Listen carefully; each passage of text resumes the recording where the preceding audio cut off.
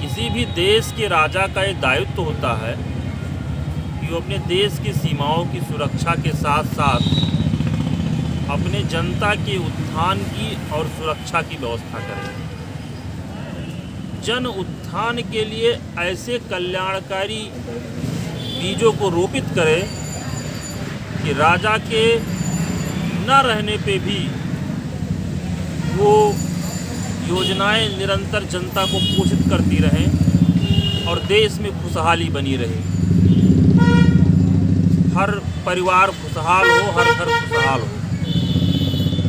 यही कार्य लोकतांत्रिक व्यवस्था में भी होना चाहिए। लोकतंत्र में जो सरकारें होती हैं उनका भी यही दायित्व होता है कि अपने देश की सीमा की सुरक्षा और विकास के साथ साथ ऐसे बीज का रोपण करे कि जो निरंतर जनता को खुशहाल रखे। आपको बताना चाहेंगे कि वर्तमान की भारत सरकार ने अभी पूर्व वर्ष में एक ऐसा काम किया है कि जिससे जनता कभी खुशहाल नहीं हो सकती है। ओबीसी बिल पास करके संसद में एक कानून बना करके उसने समाज में एक ऐसा विषबेल बो दिया है कि सामाजिक व्यवस्थाएं असंतुलित होती जा रही हैं। भाईचारे में व्यवधान पड़ गया है। तमाम लोग जो सुबह शाम साथ बैठते थे आज उनमें प्रतिस्पर्धा हो गई है, ईर्ष्यालु हो गए हैं, साथ बैठना नहीं चाहते।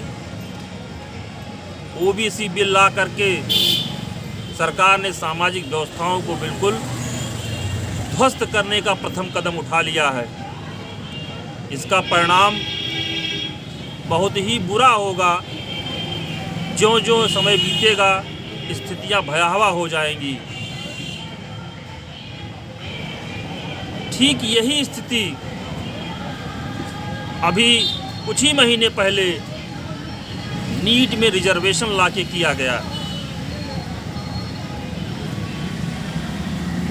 इस व्यवस्थाओं से प्रताड़ित जनता, पीड़ित जनता, भारत की वो पीड़ित जनता भारत सरकार से ये प्रश्न करती है कि किन परिस्थितियों में ऐसा किया गया। क्या भारत में योग्यता की कमी हो गई थी कि अयोग्यों को आगे लाने के लिए, अच्छे पद पे बैठाने के लिए ऐसी व्यवस्था बना दी गई। जब बच्चे तैयारी कर रहे थे, एक पैरामीटर निर्धारित था, तो नीट में रिजर्वेशन की आवश्यकता कहाँ से पड़ी? कहाँ से ऐसी सोच, कैसी उपज दिमाग में आई कि नीट जैसी पवित्र परीक्षा में भी रिजर्वेशन ला दिया गया। इसका दुष्परिणाम किसी से छुपा नहीं है, किसी को बताना नहीं है कि बच्चा फॉर्म भरने से पहले अपने को फेल मान लिया। उसी में से कुछ बच्चे जो 33 नंबर पाने का भी क्षमता नहीं रखते थे, उन्होंने अपनी सीटें रिजर्व करा ली। अभी कोरोना ज़्यादा दिन नहीं हुआ है बीते हुए और भारत से पूर्णतः समाप्त भी नहीं हुआ है। हमें लगता है कि आरक्षण का ही दुष्परिणाम था कि कोरोना जैसे महामारी को नियंत्रित करने में हमारे डॉक्टर अपेक्षाओं पर जितना अपेक्षा थी उतना सफल नहीं हुए। यदि वास्तव में ज्ञानी व्यक्ति डॉक्टर बना होता, चिकित्सक बना होता, तो निश्चित रूप से ऐसी महामारी पे बहुत जल्दी नियंत्रण कर लेता।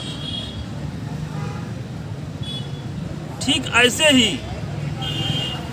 एट्रोसिटी एक्ट, जिसको भारत के चीफ जस्टिस ने माना कि ये गलत है, इसमें तमाम लोग फंसाए जाते हैं, ये एक हथियार बन गया है राजनीति करने का या प्रभावशाली लोगों का अपना प्रभाव बनाए रखने का, इस पे सबसे पहले विवेचना होनी चाहिए। लेकिन भारत सरकार को पता नहीं क्या सूझी, उन्होंने तो ऐसा कर दिया कि विवेचना बाद में होती रहेगी, पहले तुरंत उनको जेल कारावास में डाल देना चाहिए। एक छोटी सी स्टोरी के माध्यम से आपको बताना चाहेंगे कि एक जंगल में एक बड़ा जानवर भागता चला जा रहा था। बैल था, बैल भाग रहा था। जंगल के जानवरों ने पूछा कि भाई क्यों भाग रहे हो? कहा क्या करें, जंगल में हाथी पकड़ने वाले शिकारी आए हुए हैं। तो जानवर हंसने लगे, कहे तुम्हें क्या दिक्कत है, तुम क्यों भाग रहे हो, तुम तो बैल हो। कहा मैं तो जान रहा हूं कि मैं बैल हूं, शिकारी भी जान रहे हैं, लेकिन ये सिद्ध करने में, इस देश में ये सिद्ध करने में 20 वर्ष लग जाएगा कि मैं हाथी नहीं मैं बैल हूं। इस डर से मैं भागा जा रहा हूं। ये स्थितियां है भाई भारत की। भारत सरकार ने जाने क्या सोच करके ऐसी व्यवस्था ला दी है। चीफ जस्टिस के निर्णय को पलट के कानून बना दिया गया, जिस पे पूरा देश भरोसा करता है, भारतीय जन जन भरोसा करता है, उसको भी भारत सरकार ने नहीं माना, नहीं भरोसा जताया। ये बड़ा ही कष्टकारी और दुखकारी बातें हैं, और ये दोनों चीज़ें देश को गर्त में लेके चली जाएंगी। ओबीसी बिल पे जिस तरह से हमारे सवर्ण जनप्रतिनिधियों ने एक सुर में ताली बजा के हस्ताक्षर कर दिया, बहुत ही हास्यास्पद होगा।